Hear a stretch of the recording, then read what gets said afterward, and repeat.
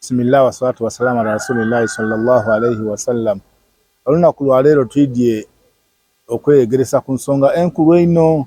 Obulamu bwe tuwangalira buli omu ayenda bulungi kuba bulungi, ayendeza abaana be kuba bulungi, naddala ku nsonga ya capital. Tulina abaana baife twenda mu maiso babe bulungi. Kati ebirowoozo oluusi ebisinga obungi abazaire bitukoba nti omwana ono kola sente dibaawo buli akulawo omuwe miliyoni 5 ajja atandike, omuwe miliyoni 10 ajja atandike. Kyokka mu butuufu bwene twerabira nti Nabbi sallallahu alayhi wa sallam tiyalina capital wa sente, tiyalina cash. Kyokka kyamusobozesa okuba nga kusaawa eno n'omugayiga awamu n'okuba nga Allah subhanahu wa ta'ala yamwidulula aye n'obugayiga kubanga bakwati abasiraamu n'abasinga obugayiga mu nsi. Olwekyo Allah subhanahu wa ta'ala kiyamugemya. Neze tugiye kunime mu hadisi ya Nabbi sallallahu alayhi wa sallam eri fi musnad al-Imam Ahmad mimma ruwiya an Abdullah ibn Amr radiyallahu anhu anna Rasulullah sallallahu alayhi wa sallam qala arba'a idha kunna fik fama alayka ma fataka min ad-dunya. Nabbi sallallahu alayhi wa sallam yatuwa ebintu bye byatambuliraku ebyamuyamba okuba obulungi mu bulamu. Enonga ni social capital jendi kwenda buli muzaire awe omwana we.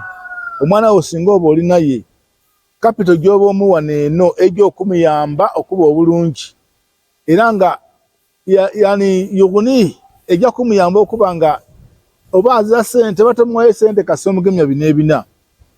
Nabbi sallallahu alayhi wa sallam yayogera ate yena ko yatambulira ku bintu ebyo ebina ebyamuyamba yaba bulungi. Singa oba nabyo tojja kuba bubi kunsi kyona abo yenze kena jakifuna kasoba nga ebintu ebyo bikulimu.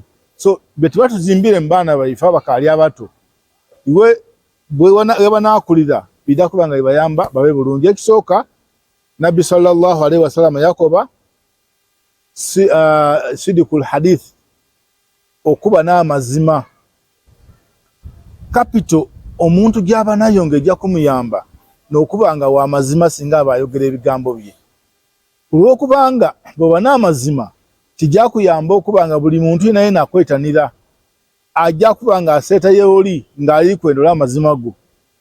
Lumu nabuuzaako omugayiga batubanga nabo namubuuza nti aye haji imeki ekibayamba okubanga muli ku level gye muliku. Obona omusaadde alina sente yakatandika kuzimba kizimbe kino akiviire kwa zimbe kire sente tidi waawo nali ndowooza nti ajja kunkoba tukola ino aye yankoba ekigambo eki yankoba ati seeka nze olulimi lwange luno tibita ku kigambo kya bulimba. Olulimi lwange tirubita ku kigambo kya bulimba. Ekigambo ekyo nakirireetinga ku hadisi y'omubaka Muhammad sallallahu alayhi wa sallam kubanga yakoba ati ebintu bina byonka ebyo bye mba mwegemeku timujja kubona buzibu ku nsi. Yakoba ati faba alayka ma fataka min ad-dunya.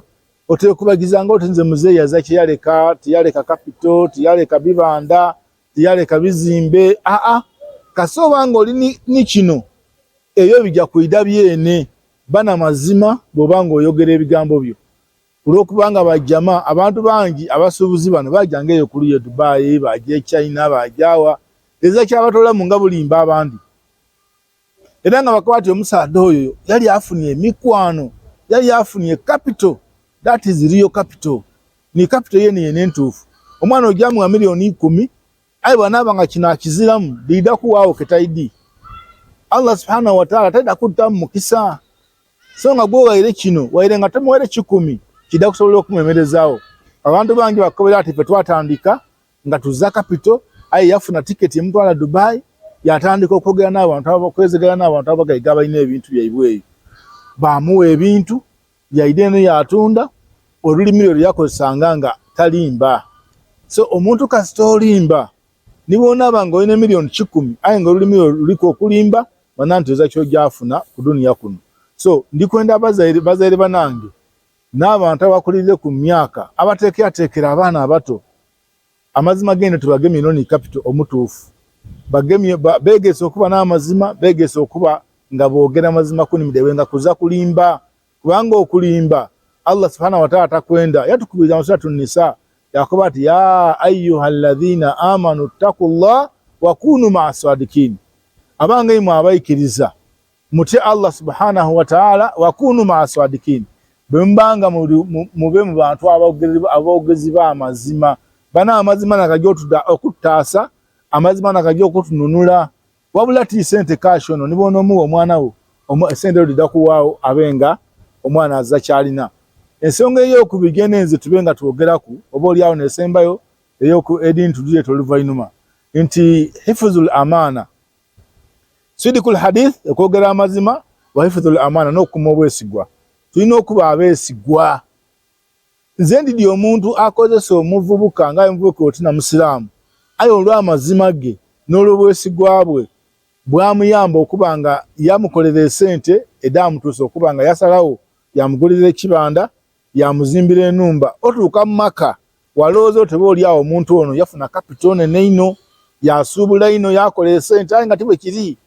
wabula amazima ge yakozesa mu bizinesi ya mukama we n'okwogera amazima kwe yalinako n'obwesigwa ne byamuyamba okuba nga aba bulungi so negenda obakubiriza nti eyo ni kapito gye tuba tulina kyeku egy'okutuyamba tube bulungi wano ku duniya ate nga ne ku akhira nekijja okutuyamba singa omuntu anaaba n'amazima ago amazima agatuwaamu n'agatuleetera okuba nga n'abali batuwa ebintu e Dubai ne China tibakasobola kubituwa omu kubagayiga yakoba atuseeka esente tulinado tukole esente wakola ebibyo dasigalawo ayo olingirira ndi gwoba odige abantu bazza amazima kyatuviirako okuba nga tusobola akola bamazima ago so ebintu ebyo ebintu byeno kyekwino tubyegesa abaana baife kwogera amazima na kukuuma bwesigwa ni capital asinga cash gwetubawa wayagana nga omwana wamuwa sente kaira maira mu kuyomba toira yendi nakuwa sente wadonoona wadikosa bubi adikosa bubi lwakubanga azza amazima